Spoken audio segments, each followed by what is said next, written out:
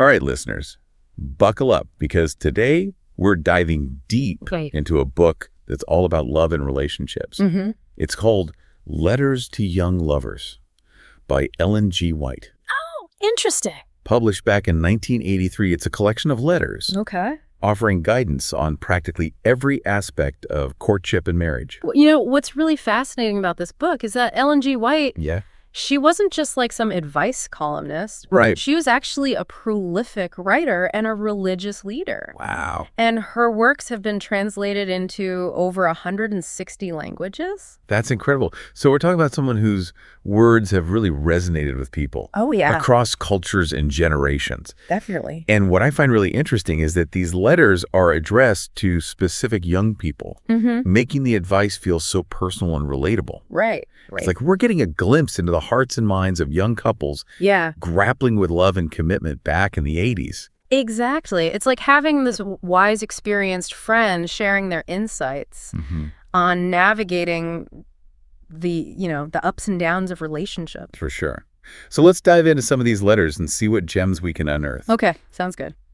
Now, the book is rooted in Christian principles, which might make some listeners wonder, is this advice still relevant today? That's a great point.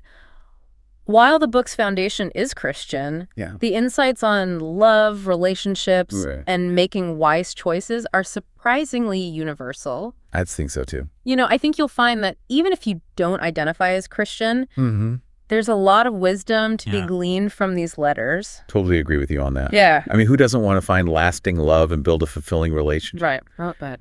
Ellen G. White kicks off the book with this beautiful analogy describing marriage as a foretaste of heaven. Yeah. Such a powerful image, right?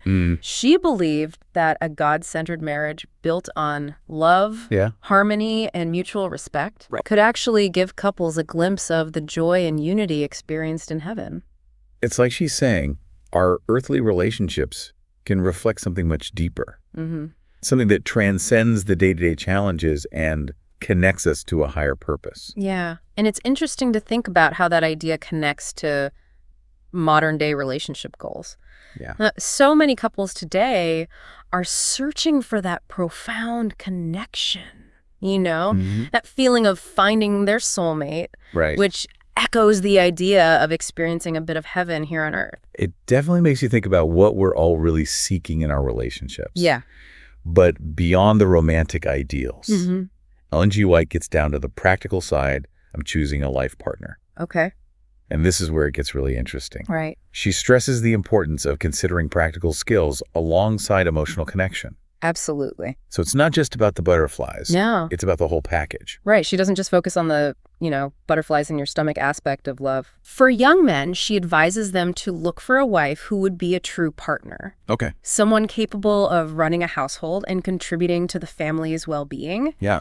It's not just about finding a pretty face, right, but someone who can manage the practicalities of life alongside the emotional aspects.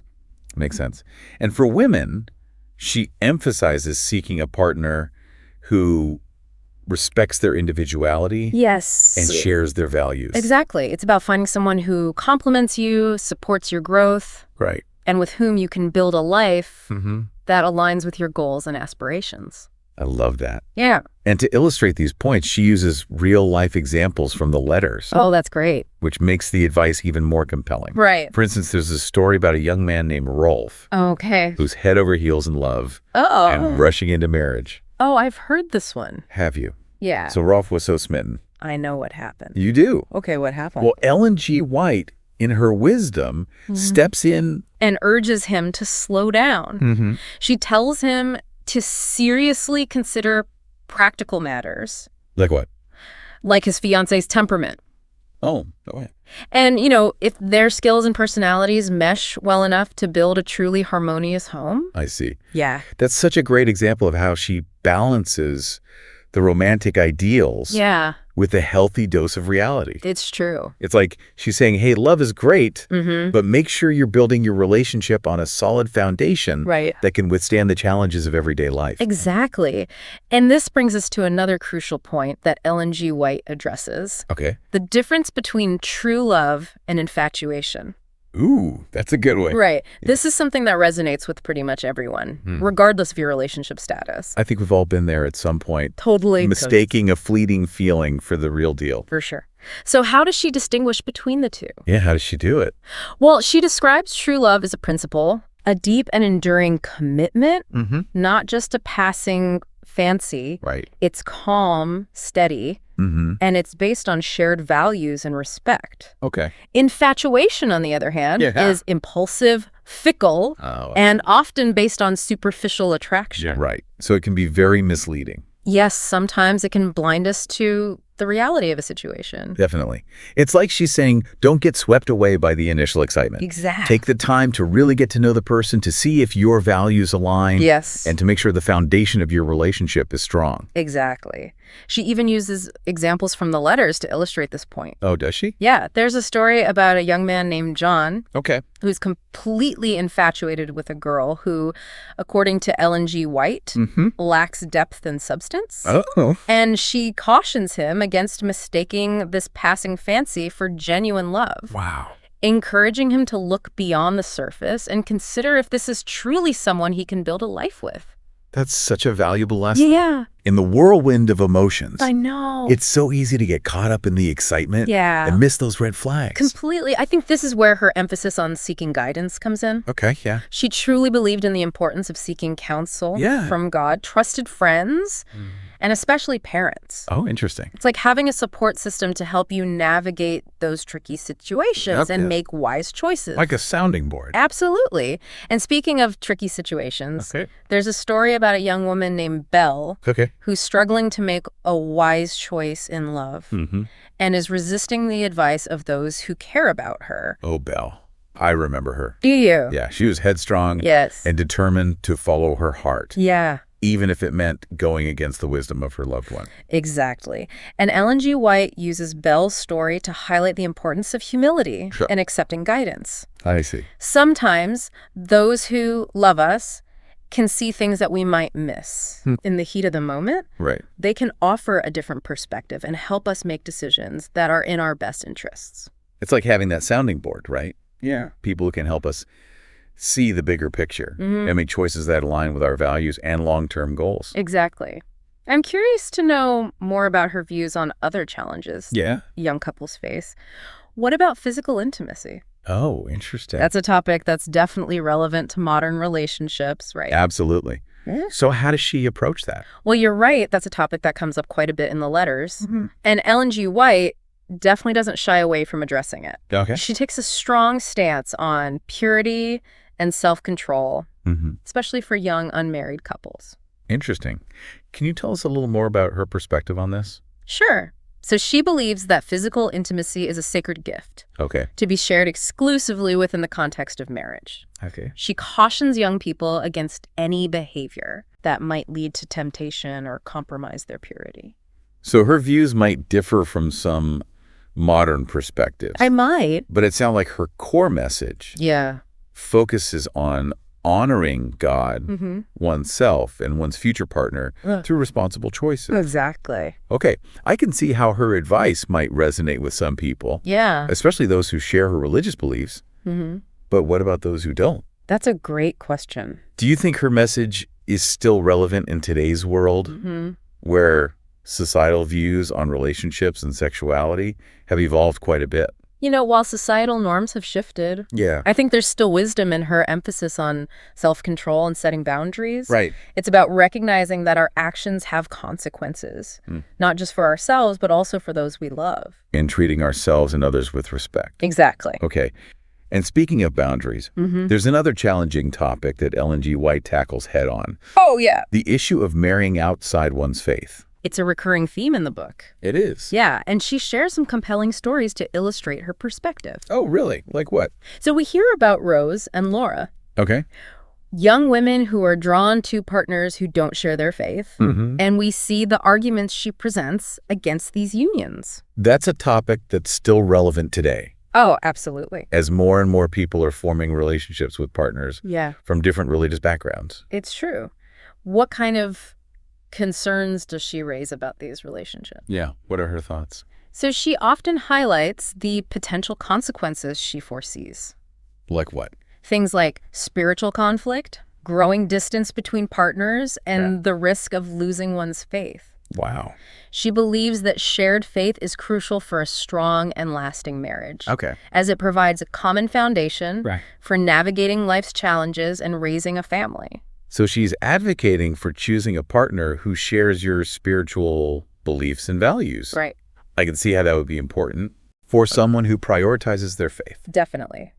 But what about those who don't necessarily see shared religion as a deal breaker? Right. How might her perspective apply to them? Yeah, good question. I think the key takeaway here is that shared values are crucial for any successful relationship, whether those values are rooted in religious beliefs or other fundamental principles. Right. If couples have vastly different worldviews or approaches to life, it can create challenges in navigating their relationship and building a shared future. For sure. It's not about demanding uniformity, but finding someone who respects your beliefs and with whom you can create a life that feels aligned and harmonious. That's such an important point. It is. It's about finding that common ground, that shared understanding of what matters most in life. Exactly. And I think that's a valuable insight for anyone, regardless of their religious background or relationship status. Absolutely. And this is just the tip of the iceberg. There's so much more to uncover in these letters. Oh, I'm hooked. This has been such an insightful exploration so far. It has been, hasn't it? It really has. And for our listeners who are just as captivated by Ellen G. White's wisdom, you won't want to miss the next part of our deep dive. Oh, definitely not. We'll be back soon to delve deeper into the practical advice and timeless wisdom found in Letters to Young Lovers. All right, so be sure to tune in for part 2 of our deep dive into Letters to Young Lovers. We'll be unraveling even more wisdom from Ellen G. White. You won't want to miss it. Definitely not. All right, see you soon. See you then. Welcome back, listeners. I'm still thinking about that idea of shared values being so crucial in a relationship. It really makes you think about what you're looking for in a partner, doesn't it? Absolutely, it does. And it ties into another important theme that runs throughout these letters: personal responsibility. Oh, interesting. What do you mean by that? Well, Ellen G. White emphasizes that it's not just about finding the right person. It's also about becoming the right person yourself.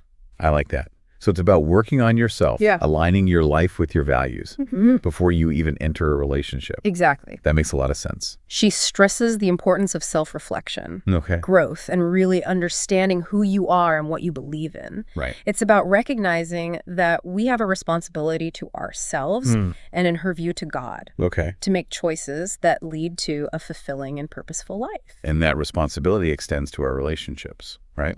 Absolutely. Our actions have consequences not only for ourselves, but also for the people we love. For sure. And in these letters, she doesn't sugarcoat the potential heartache. No, she doesn't. That can come from making unwise choices. Right. Especially when it comes to matters of the heart. Definitely. Ooh, that sounds intense. Does she have any specific examples of this in the letters? Oh, she does. There's one letter that really struck me. Where she's writing to a young woman named Elizabeth, who's struggling with some serious character flaws. Character flaws? That sounds a bit harsh. Well, Ellen G. White doesn't hold back in her assessment of Elizabeth's behavior. Oh, really? Yeah, she talks about her rebelliousness, her disrespect towards her parents, and her tendency to be deceptive. Wow. She even points out how Elizabeth's vanity and love for attention have led her down a dangerous path. That's pretty direct. It is. It must have been a tough letter for Elizabeth to read. It definitely was. It's one of the more challenging letters in the book. But what's fascinating is that even amidst the stern rebukes, there's this glimmer of hope. Really? Yeah, Ellen G. White writes, Okay. I do not consider your case hopeless.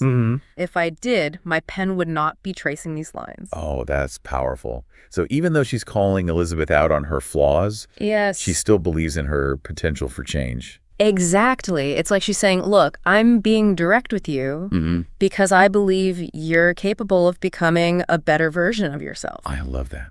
It's a reminder that even when we mess up, there's always room for growth and redemption. Absolutely. And that message of hope is woven throughout the entire book. It makes me think about how true love whether it's romantic love Yeah. or the love we have for our friends and family, Right. has this incredible power to transform us. It does. It inspires us to become better versions of ourselves. And that transformation often involves confronting our flaws, Right. making amends for our mistakes, and committing to living a life that aligns with our values. Sounds like a lot of work. It can be, but it's so worth it. Does Ellen G. White offer any practical advice Yeah, does she? on how to achieve this kind of transformation? Yeah, what did she say? So she talks about the importance of seeking guidance from God, Okay. studying the Bible, surrounding yourself with positive influences, and cultivating self-discipline. So it's about taking concrete steps to improve yourself and create a more fulfilling life. Exactly. And she even delves into specific areas where we need to exercise caution and self-control. Like how we interact with the opposite sex. Oh, okay. The media we consume and the temptations we face in our daily lives. Ooh, that sounds like a recipe for some interesting conversations. It is, right. I imagine some of her advice might seem a bit outdated to modern readers. Yeah, you're right. Some of it does feel a bit old-fashioned.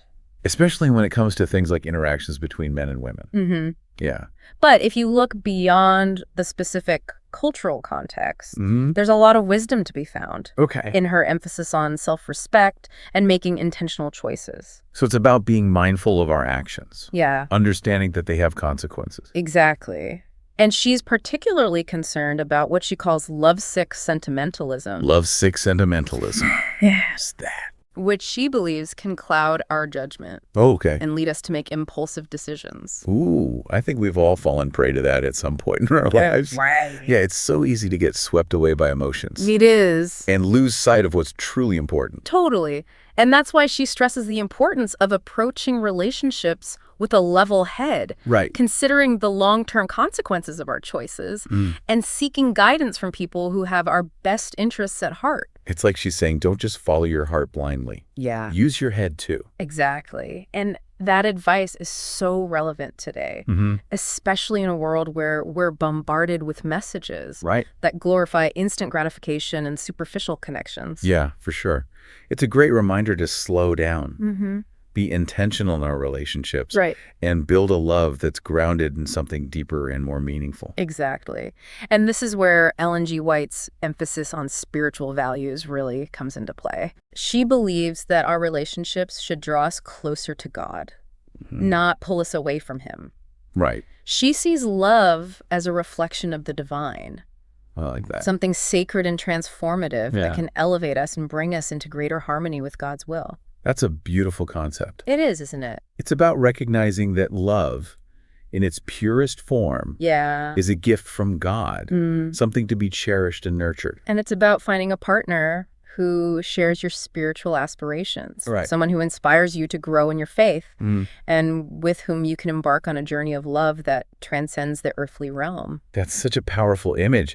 It's about recognizing that love has the potential to connect us to something greater than ourselves, to something eternal. Exactly. And that journey of love often involves facing challenges, navigating difficult decisions, and seeking guidance from God and the people we trust. It's about recognizing that we don't have to go through life or through our relationships alone. No, we don't. There's strength in leaning on each other, seeking support from our loved ones, and finding strength in our faith. And Ellen G. White reminds us that even in the midst of uncertainty, even when we stumble or make mistakes, God's love is always there to guide us, to support us, and to help us find our way back to Him. That's such a comforting thought. Yeah. It's a reminder that no matter what challenges we face in our relationships, we're never truly alone. And as we continue exploring these letters, I'm increasingly convinced that Ellen G. White's advice, while rooted in a specific time and faith tradition,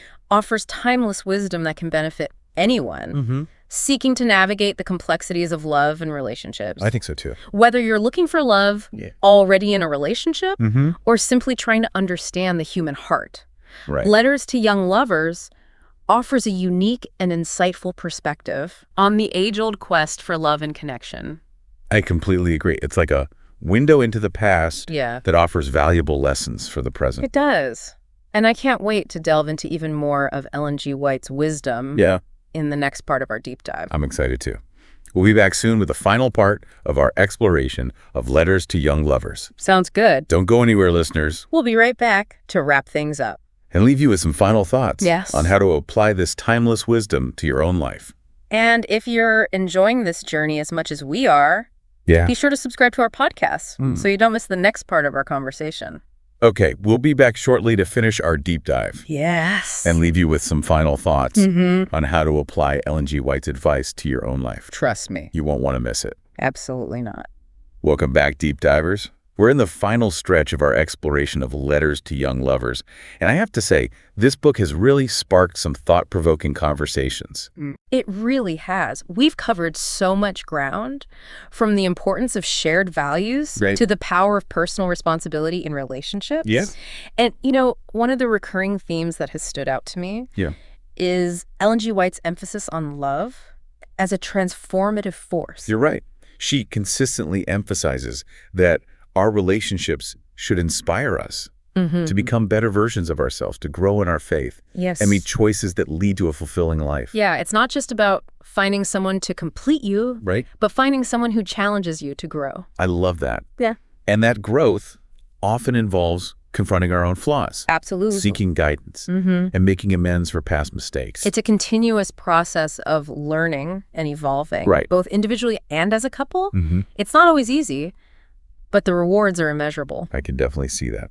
But it makes me wonder, how do we actually put this into practice? Oh, that's a good question. Does Ellen G. White offer any concrete advice on how to cultivate this kind of transformative love? She does, and one of the key ingredients, according to her, is communication. Communication, okay. Yeah. Throughout these letters, she encourages open and honest dialogue between couples, even when addressing sensitive or challenging topics. Right, because if you're not communicating openly and honestly, exactly, you're not really building a strong foundation for a relationship. Yeah, you're not. But sometimes those difficult conversations can be intimidating, right? Oh, absolutely. Yeah. Especially when you're dealing with topics like finances, family dynamics, or even differences in religious beliefs. You're absolutely right. Those conversations can be tough, but they're essential for building trust and intimacy. Right. And it's fascinating how Ellen G. White doesn't shy away from addressing. No, she doesn't. Even the most controversial subjects like sexual responsibility and interfaith marriage. She definitely doesn't hold back. I remember being surprised by how directly she addressed those topics. It's clear that she felt strongly about the importance of making choices that align with one's values. Absolutely. And while her views might differ from some modern perspectives, I think there's a lot of value in considering her arguments and reflecting on how her advice might apply to our lives today. Right. It's not about blindly following her every word. No. But taking the wisdom she offers and adapting it to our own unique circumstances and beliefs. Exactly. I agree. It's about finding those nuggets of wisdom that resonate with us and incorporating them into our own relationships. For sure. And speaking of navigating those tricky situations, I think it's worth revisiting Ellen G. White's perspective on marrying outside one's faith. Right. We saw in those letters how strongly she cautions against those unions, highlighting the potential for conflict and even a weakening of one's commitment to God. You're right. It was clearly a topic she felt passionate about. Yeah. And while her stance might seem rigid to some, it's important to remember that it's rooted in her deep conviction that shared faith is a cornerstone of a strong and lasting marriage. She believed that couples united in their beliefs and spiritual aspirations are better equipped to face life's challenges, support each other's growth, and create a harmonious home. And it's interesting how that idea of shared values extends beyond just religious beliefs, right? Well, absolutely. It applies to any fundamental principles that shape our worldview and guide our choices. It does. If couples have vastly different approaches to life, parenting, finances, or other core aspects of their relationship, it can create tension, resentment, and a feeling of disconnection. Totally. It's not about demanding that your partner be exactly like you. No, of course not. But finding someone who shares your core values and with whom you can build a life that feels aligned and fulfilling. Absolutely. It's about finding that common ground, that shared understanding of what matters most in life. So true. It's not about erasing your differences, but finding a way to honor and respect them. Yeah. While still building a strong and unified partnership. And as we reflect on all the wisdom we've gleaned from Letters to Young Lovers, I think one of the most powerful takeaways is that love in its purest form should draw us closer to God. Yes. It's about recognizing that our relationships are meant to enrich our spiritual journey, not detract from it. It's about finding a partner who supports our growth in faith. Right. Someone who inspires us to become better versions of ourselves, and with who we can share a love grounded in something eternal. That's such a beautiful vision of love. It's about recognizing the divine spark in each other. Yeah. And letting that spark illuminate our journey together. It certainly is.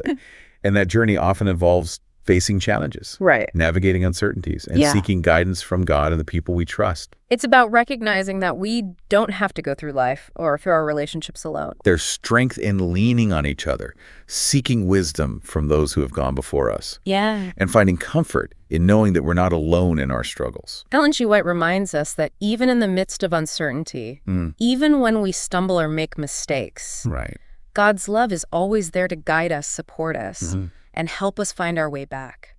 It's such a beautiful reminder that we're all on this journey together. Yeah. And that love in all its forms is a gift that can help us navigate the complexities of life and draw us closer to something bigger than ourselves.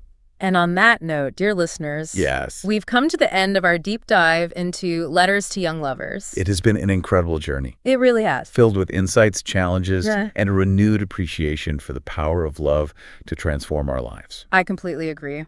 This book has truly sparked some insightful conversations and challenged us to think deeply about what it means to love and be loved. Absolutely. Yeah. And for our listeners who have been captivated by Ellen G. White's wisdom, we highly encourage you to seek out Letters to Young Lovers and delve deeper into its pages.